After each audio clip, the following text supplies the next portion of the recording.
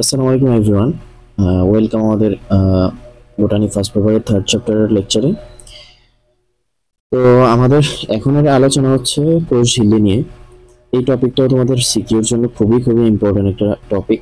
হ্যাঁ, সেই কারণে হচ্ছে তোমাদের এটা খুব ভালো মতো পড়া লাগবে আর কি। তো দেখো, এই কোষ ঝিল্লির গঠন নিয়ে অনেক মতভেদ আছে। কোষ ঝিল্লির গঠন দেখা যায় অনেক বিজ্ঞানী অনেকগুলা গঠন দিছেন। এর মধ্যে সবচেয়ে আহ গ্রহণযোগ্য যে গঠনটা সেটার নাম হচ্ছে ফ্লুইড মোজাইক মডেল। এর আগে এরকম অনেকগুলো গঠন ছিল, যেমন স্যান্ডউইচ মডেল ছিল, তারপর হচ্ছে ইউনিট মেমব্রেন হাইপোথেসিস ছিল, স্যান্ডউইচ মডেল ছিল। স্যান্ডউইচ মডেল কোন বিজ্ঞানী দিচ্ছেন ভাইয়া? ডেনিলি ডেভসন, ঠিক আছে। এই যে বিজ্ঞানীটার নাম এখানে আছে, স্যান্ডউইচ মডেল। তারপর হচ্ছে ইউনিট মেমব্রেন হাইপোথেসিস, হাইপোথেসিস। এটা কোন বিজ্ঞানী দিয়েছেন? বিজ্ঞানী রবার্টসন, বিজ্ঞানী রবার্টসনের ইউনিট মেমব্রেন হাইপোথেসিস, ঠিক আছে। তো এরকম আরো অনেকগুলো গঠন ছিল, বেনসন মডেল ছিল। তো লাস্ট যে মডেলটা সবচেয়ে upgraded model, fluid mosaic model, এটা নিয়েই মেইনলি আমাদের পড়াশোনা করব, এটাই আমাদের সিকিউতে আসবে, ঠিক আছে। Fluid mosaic model. তো চলো দেরি না করে ফ্লুইড মোজাইক মডেল আমরা শুরু করি। Fluid mosaic model. প্রথম কথা হচ্ছে এটা কত সালে দেয়, এটা হচ্ছে মনে রাখবা, অনেক সময় পরীক্ষা আসতে পারে স্বাধীনতার পরবর্তী বছরে, মানে 1972-তে। কোন বিজ্ঞানী এই মডেলটা উপস্থাপন করেন? বিজ্ঞানী সিঙ্গার এবং Nicolson. Singer and Nicolson, Singer and Nicolson, মনে রাখো। আচ্ছা, সিঙ্গার নিকলসন। তাহলে এটাকে এটার নাম কেন ফ্লুইড মোজাইক মডেল? ঠিক আছে, এইটা আগে আমাদের জানা লাগবে। কারণ কারণ হচ্ছে মোজাইক বলার কারণ হচ্ছে এখানে বিভিন্ন প্রোটিন থাকে, মানে আমাদের যে কোষঝিল্লি থাকে, কোষঝিল্লির মধ্যে বিভিন্ন ধরনের প্রোটিন থাকে। তারপরে হচ্ছে গ্লাইকোপ্রোটিন, তারপর হচ্ছে কোলেস্টেরল থাকে, ঠিক আছে। এই ফসফোলিপিড বাইলেয়ারের উপরে এরকম বিভিন্ন জিনিস থাকে। তো এটাকে দেখতে অনেকটা মোজাইকের মতো মনে হয়, ঠিক আছে। একটা মোজাইকের মধ্যে যেরকম থাকে না বিভিন্ন ধরনের কালার, হ্যাঁ, তো এইরকম মনে হয়, ঠিক আছে। তো এই কারণে এটাকে বলা হয় মোজাইক মডেল, ঠিক আছে। আশা করি মনে থাকবে। এটাকে আবার আইসবার্গ মডেলও বলা হয়। কি বলা হয়? আচ্ছা, এটাকে আবার আইসবার্গ মডেলও বলা হয়। আইসবার্গ, আইসবার্গ মানে কি? আইসবার্গ মানে হচ্ছে বরফের খণ্ড, ঠিক না? তাহলে আইসবার্গ মডেল বলার কারণ কি এটাকে? তো এটা দেখো, অনেকটা যদি আমি পুরা ফসফোলিপিড বাইলেয়ার, আচ্ছা এইগুলোকে বলা হয় ফসফোলিপিডের বাইলেয়ার। বাইলেয়ার মানে দুইটা লেয়ার, ঠিক আছে, বাই মানে দুই। তাহলে ফসফোলিপিডের এই দুইটা লেয়ার যে আছে, এই লেয়ারটাকে আমি যদি সমুদ্রের পানির মতো কল্পনা করি, এই মাঝখানে মাঝখানে যে প্রোটিনগুলো উপরের দিকে উঠছে, এই প্রোটিনগুলো উপরের দিকে উঠছে, এগুলো দেখতে অনেকটা বরফের খণ্ডের মতো মনে হয়। তো এই কারণে ভাসমান আইসবার্গের মতো মনে হওয়ার কারণে এটাকে বলা হয় আইসবার্গ মডেল, ঠিক আছে। তাহলে এখানে আর কি কি জানা লাগবে? এই মডেলের মূলত, এই ফ্লুইড মোজাইক মডেলে মূলত হচ্ছে চারটা অংশ আছে। একটা হচ্ছে যেটা বললাম ফসফোলিপিড বাইলেয়ার, ফসফোলিপিড বাইলেয়ার। আচ্ছা, ফসফোলিপিড বাইলেয়ার নাম্বার 1। নাম্বার 2 হচ্ছে কি? নাম্বার 2 হচ্ছে গ্লাইকোক্যালিক্স,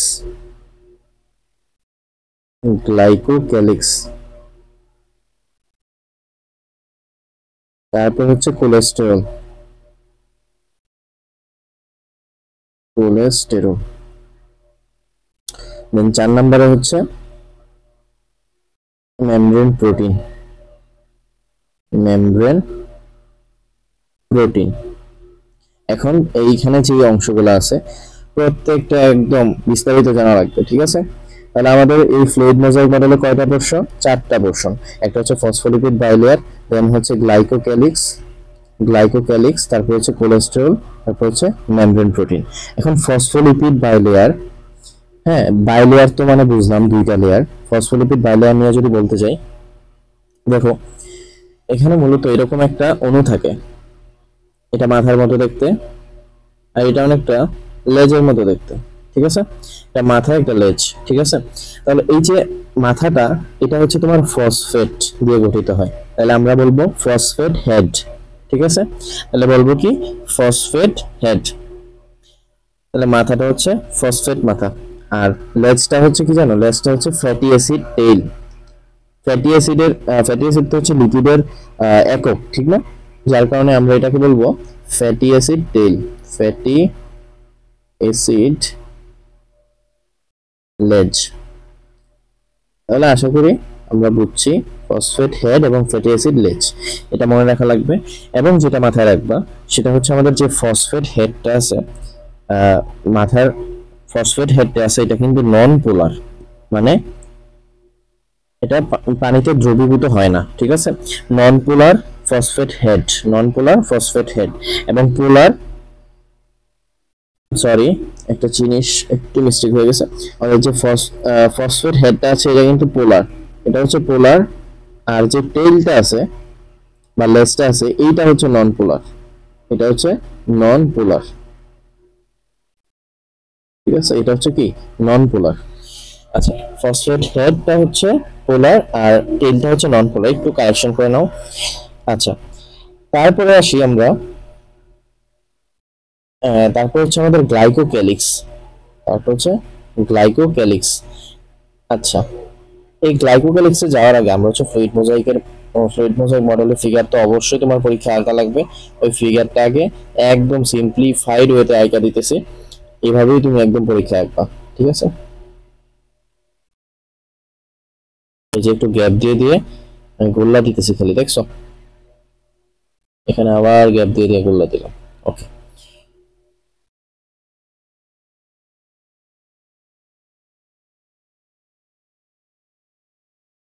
আচ্ছা একদম সিম্পলি আঁকবা। এটা আমি ফসফেট হেডটা আঁকলাম, এরপর হচ্ছে ফ্যাটি অ্যাসিড টেইলটা আঁকলাম, ঠিক আছে? ফ্যাটি অ্যাসিড টেইলটা এঁকে ফেলতেছি। আচ্ছা,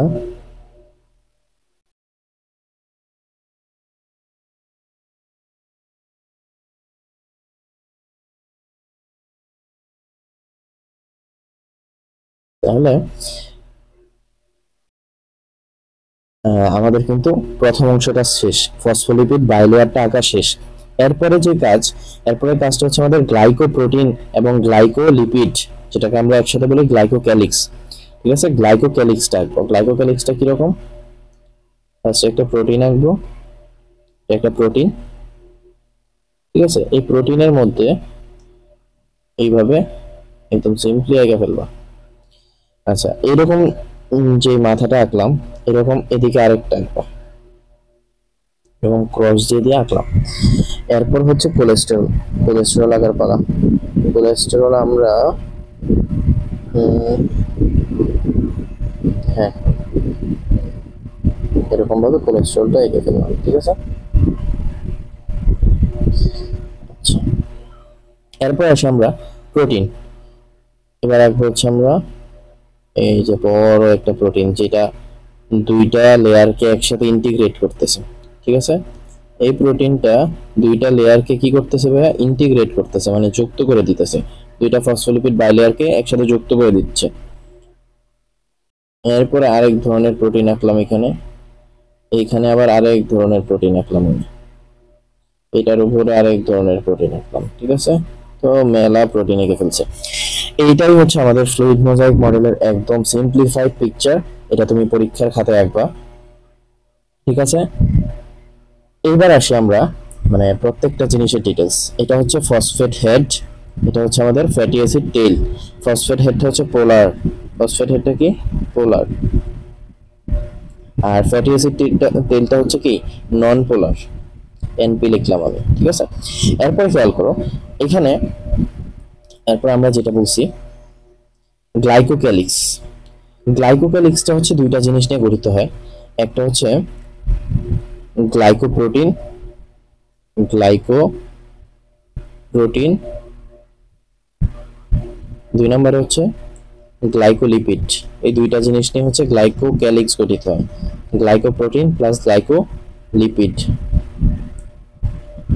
এই দুইটা মিলে কি হয়? গ্লাইকোক্যালিক্স। এটা খেয়াল করো, আমাদের যেহেতু এই ফসফোলিপিড বাইলেয়ারটা, এটা যেহেতু তোমার ফসফেট হেড, মানে ফসফোলিপিড বাইলেয়ার যেহেতু এটা লিপিড, ঠিক না? তাহলে লিপিডের উপরে যদি আমি একটা গ্লাইকো গ্রুপ বা গ্লুকোজ গ্রুপ যুক্ত করে দেই বা কার্বোহাইড্রেট গ্রুপ যুক্ত করে দেই, এটার নাম হবে কি ভাইয়া? এটার নাম হবে গ্লাইকোলিপিড। মানে আমি লিপিডের গায়ে, ফসফোলিপিডের গায়ে গ্লুকোজ গ্রুপ যুক্ত করে দিছি, গ্লুকোজের অংশ যুক্ত করে দিছি, এই কারণে এটার নাম হচ্ছে গ্লাইকোলিপিড। ঠিক আছে? তাহলে সিম্পল কথা, আমি যদি একটা প্রোটিন, এই যে এইরকম গুলা হচ্ছে তোমার প্রোটিন, ঠিক আছে, এরকম শেপের গুলো প্রোটিন, তাহলে এই প্রোটিনের গায়ে যদি আমি একটা গ্লাইকো গ্রুপ যুক্ত করে দেই, এটার নাম হবে কি জানো? এটার নাম হবে গ্লাইকোপ্রোটিন। এটার নাম হবে গ্লাইকোপ্রোটিন।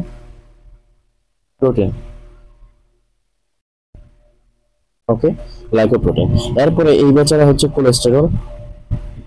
কোলেস্টেরল। আচ্ছা, তাহলে আমাদের মোটামুটি কিন্তু 3টা শেষ, প্রথম 3টা শেষ। ফসফোলিপিড বাইলেয়ার আমরা দেখলাম, গ্লাইকোক্যালিক্স দেখলাম, কোলেস্টেরল দেখলাম। এবার লাস্ট যে পোর্শনটা, সেটা হচ্ছে মেমব্রেন প্রোটিন। এবার শোনো, মেমব্রেন প্রোটিন হচ্ছে 3 ধরনের। কয় ধরনের মেমব্রেন প্রোটিন? 3 ধরনের মেমব্রেন প্রোটিন। এখানে লিখতেছি মেমব্রেন প্রোটিনটা। তাহলে মেমব্রেন প্রোটিন হচ্ছে 3 ধরনের। 1 নম্বর হচ্ছে ইন্টিগ্রাল প্রোটিন। ইন্টিগ্রাল প্রোটিন কোনটা? যেই প্রোটিনটা 2টা ফসফোলিপিড বাইলেয়ারকে ইন্টিগ্রেট করতেছে অথবা একই সাথে যুক্ত করতেছে, এটার নাম হচ্ছে ইন্টিগ্রাল প্রোটিন। দেন হচ্ছে পেরিফেরাল প্রোটিন। পেরিফেরাল প্রোটিন মানে কি? পেরিফেরাল প্রোটিন মানে যেটা পেরিফেরিতে থাকে, অর্থাৎ একই প্রান্তে থাকে, যে কোনো একটা প্রান্তে থাকে, পেরিফেরাল প্রোটিন। আমরা ফিগার থেকে একটু পরেই দেখবো পেরিফেরাল প্রোটিন।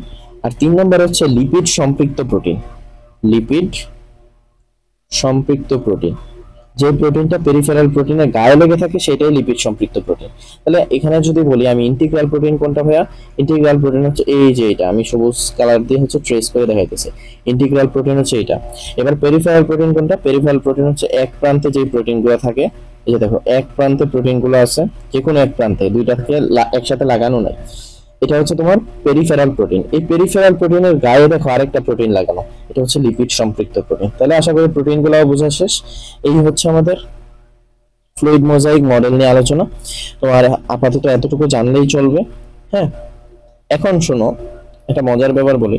এই কোলেস্টেরল বললাম, কোলেস্টেরল কিন্তু নরমালি হচ্ছে কোষঝিল্লিতে থাকে, কিন্তু ব্যাকটেরিয়ার কোষের কোষঝিল্লিতে কোলেস্টেরল থাকে না, এটা মনে রাখবে। ব্যাকটেরিয়ার কোষের কোষঝিল্লিতে কি থাকে না?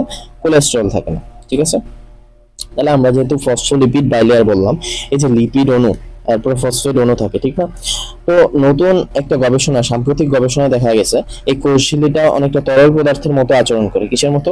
তরল পদার্থের মতো আচরণ করে। এখানে মেইনলি লিপিড অণুটা, লিপিড অণু যেটা আছে ফসফোলিপিড বাইলেয়ারের লিপিড অণু, এই লিপিড অণুটা হচ্ছে তরল পদার্থের মতো একই স্থান থেকে অন্য স্থানে স্থান পরিবর্তন করে। ঠিক আছে? এইটাকে বলা হয়, এই মুভমেন্টটা মানে এক স্থান থেকে অন্য স্থানে চলাচল করাকে বলা হয় ফ্লিপ ফ্লপ মুভমেন্ট। কি মুভমেন্ট? ফ্লিপ করে যায় আর কি, ফ্লিপ ফ্লপ মুভমেন্ট। ঠিক আছে? Flip flop movement. তাহলে তোমার পরীক্ষায় যদি খ নাম্বারে আসে ফ্লিপ ফ্লপ মুভমেন্ট কি অথবা ক নাম্বারে আসে, আশা করি পারবা। ফ্লিপ ফ্লপ মুভমেন্ট হচ্ছে আমাদের সাম্প্রতিক গবেষণায় দেখা গেছে কোষঝিল্লিটা অনেকটা তরল পদার্থের মতো আচরণ করে, যেখানে লিপিড অণুটা মূলত তরল পদার্থের মতো এক স্থান থেকে অন্য স্থানে চলাচল করতে পারে। একে বলা হয় ফ্লিপ ফ্লপ মুভমেন্ট। আশা করি এটা মনে থাকবে। ঠিক আছে? এবার চলো আমরা জানি, এবার হচ্ছে আমরা দেখবো এই যে কোষঝিল্লি বললাম, কোষঝিল্লির শুষ্ক ওজনের, আমরা দেখলাম কোষঝিল্লি ফসফোলিপিড বাইলেয়ার দিয়ে গঠিত হয়, মানে এখানে লিপিডই ম্যাক্সিমাম পোরশন। ঠিক আছে? এখানে লিপিড কতটুকু পার্ট? লিপিড হচ্ছে প্রায় 75% লিপিড। কত পার্সেন্ট লিপিড? 75% লিপিড। ঠিক আছে? এই লিপিডটা কি হিসাবে থাকে আমি বললাম? ফসফোলিপিড বাইলেয়ার, ঠিক না? তাহলে ফসফোলিপিড হিসাবে থাকে, ফসফোলিপিড হিসেবে থাকে। তাহলে এই ফসফোলিপিডের ক্লাসিফিকেশনটা তোমার একটু মনে রাখা লাগবে। আমি যতটুকু বলবো অতটুকুই লাগবে। ঠিক আছে? এমসিকিউতে আসে। এই ফসফোলিপিড আবার দুই ধরনের, একটা হচ্ছে সরল ফসফোলিপিড, একটা হচ্ছে জটিল ফসফোলিপিড।